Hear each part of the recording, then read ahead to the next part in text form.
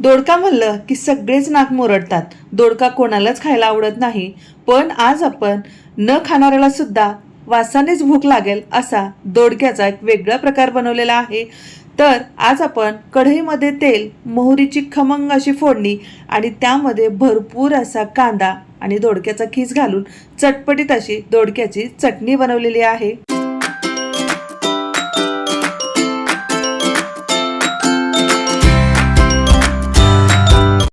तर आजची ही स्पेशल डिमांडवर आपण रेसिपी करत आहोत, कारण माझा मोठा मुलगा प्रणित त्याची ही डिमांड आहे. त्यामुळे त्याच्यासाठी मी दोडक्याची चटणी आज बनवणार आहे. तर त्यासाठी चक्क मी 1 किलो दोडके घेतलेले आहेत. त्यातल्या फक्त एका दोडक्याची मी अगोदर ही चटणी करून बघितली होती आणि त्यानंतर ती घरात प्रचंड सगळ्यांना आवडली. त्यामुळे मी परत राहिलेल्या सगळ्या दोडक्याची चटणी बनवायला घेतलेली आहे. तर सुरुवातीला आपल्याला यावरच्या ज्या शिरा आहेत त्या काढून घ्यायच्या आहेत. तर हे वाया न घालता यामध्ये हळद, मिरची, मीठ घालून तव्यावरती थोडंसं परतून घेतलं की यापासून खूप अशी क्रिस्पी चटणी तयार होते. तर मी सर्व साल बाजूला काढून ठेवलेले आहे, तुम्ही बघू शकता. आणि यापासून मी सांगितल्याप्रमाणे चटपटीत अशी तव्यामध्ये चटणी बनवणार आहे. तर आता दोडक्याचा पुढच्या बाजूचा आणि पाठीमागलचा असा भाग आपण कट करून घेऊया. आता आपल्याला हा मोठा दोडका हातात धरून खिसायला जमणार नाही, त्यामुळे याचे आपण छोटे छोटे पीस करून घेऊया. त्यामुळे ते खिसायला खूप सोपं पडेल. या ठिकाणी खूप कोवळे असे हे दोडके आहेत, त्यामुळे मी याचे लहान लहान पीस करून खिसून घेणार आहे. पण तुमच्याकडे जर मोठे दोडके असतील तर तुम्ही त्याचे 2 भाग केले तरीही चालेल, म्हणजे ते खिसायला बरं पडेल. आता हे दोडके आपण स्वच्छ पाण्याने धुवून घेऊया. हलक्या हाताने चोळून घ्यायचं आहे, म्हणजे वरती काही घाण लागली असेल तर ती निघून जाते. आणि व्हिडिओमध्ये दाखवल्याप्रमाणे एका चाळणीवरती आपण हे दोडके काढून घेऊया, म्हणजे यामधलं जे पाणी आहे ते पूर्ण व्यवस्थित निथळलं जाईल, कारण आपल्याला हे दोडके खिसून घ्यायचे आहेत. तर आता या ठिकाणी जी आलं खिसणी आपण वापरतो आलं खिसण्यासाठी, ती खिसणी या ठिकाणी मी घेतलेली आहे. तुमच्याकडे जर जाडसर प्रकारची खिसणी असेल तर ती सुद्धा तुम्ही घेऊ शकता.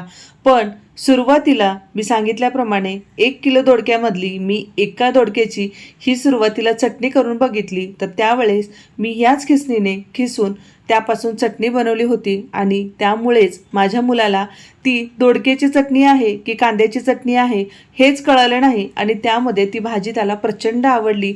म्हणून त्याच्याच फरमाईशवर आज मी या उरलेल्या पूर्ण दोडक्याची चटणी बनवणार आहे. त्यामुळेच त्या दिवशी मी आलं खिसणीनेच हा दोडका खिसून घेतला होता, म्हणून परत आलं खिसणीनेच हा दोडका मी इथे खिसून घेत आहे. तर अशा पद्धतीने आपण पूर्ण दोडके छान असं खिसून घेतलेले आहेत, तुम्ही इथे बघू शकता. चला तर मग आता दोडका खिसून झालेला आहे. दोडका बाजूला ठेवून देऊया आणि फोडणीची तयारी करूया. फोडणीसाठी खूप जास्त काही लागणार नाही. चला तर इथे गॅसवर मी पॅन ठेवलेला आहे. पॅन गरम झाला की त्यामध्ये तेल घालून घेऊया. दोडके जास्त आहेत, त्यापासून बनवलेला खीस सुद्धा जास्त आहे, त्यामुळे इथे आपल्याला तेल सुद्धा जास्त घ्यायचं आहे. तेलाच्या किटलीमध्ये जी छोटीशी पळी असते त्या पळीने इथे मी 3 पळी तेल घेतलेलं आहे. साधारण पोहेच्या चमच्याने जर मोजून घ्यायला गेलं तर 7 ते 8 चमचे हे तेल होतं. तेल अगदी छान गरम झालं की यामध्ये आपल्याला अर्धा चमचा मोहरी घालायची आहे. या चटणीमध्ये मोहरीचा खमंग वास खूप छान येतो, त्यामुळे मोहरी तेलामध्ये छान फुटली गेली पाहिजे. मोहरी तेलामध्ये छान तडतडली की त्यामध्ये अर्धा चमचा जिरं घालायचं आहे. जिरंसुद्धा तेलामध्ये छान फुललं आहे. आता यामध्ये आपण कांदा घालून घेऊया. सुरुवातीला सांगितल्याप्रमाणे यामध्ये तुम्हाला कांदा भरपूर घालायचा आहे. तर इथे मी मोठ्या आकाराचे 3 कांदे घेतलेले आहेत आणि बारीक कट करून घेतलेले आहेत. मध्यम आकाराचे कांदे असतील तर तुम्ही 4 ते 5 कांदे घेऊ शकता, कारण या चटणीमध्येच कांदा जास्त घातल्यामुळे या चटणीला चव खूप छान येते. तर कांदा आपल्याला अगदी गुलाबी रंगावर परतून घ्यायचा आहे. तर तुम्ही इथे बघू शकता 1 ते 1.5 मिनिटानंतर कांदा तांबूस रंगावर छान परतून झालेला आहे. आता यामध्ये आपल्याला 3 मोठे चमचे सुकं खोबरं वाटलेलं घ्यायचं आहे. तुम्ही किसून सुद्धा घालू शकता, पण इथे मी वाटलेलं घेतलेलं आहे, त्यामध्ये पाणी अजिबात घातलेलं नाही, अगदी कोरडं मिक्सरला मी ते वाटून घेतलेलं आहे। तर हे खोबरं या कांद्यासोबत छान परतून घेऊया।